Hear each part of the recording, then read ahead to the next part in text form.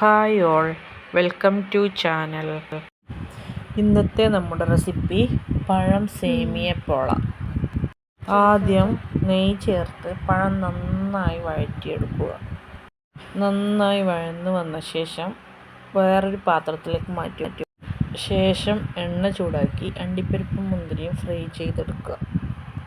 അതേ എണ്ണയിലേക്ക് സേമിയ ചേർത്ത് നന്നായി വഴറ്റിയ ശേഷം പാലും പഞ്ചസാരയും ചേർത്ത് വേവിച്ചെടുക്കുക.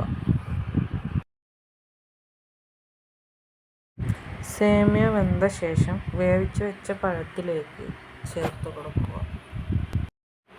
ശേഷം മുട്ട നന്നായി ബീറ്റ് ചെയ്തെടുക്കുക. അല്പം ഏലക്കായ കൂടി ചേർത്ത് മിക്സ് ചെയ്യുക.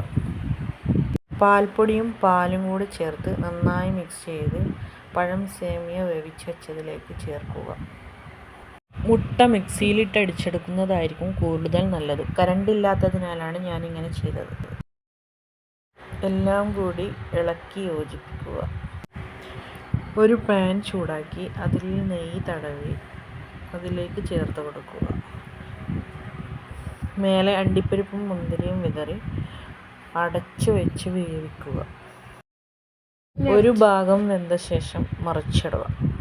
നല്ല ടേസ്റ്റിയായ പഴം സേമിയ പോള റെഡി.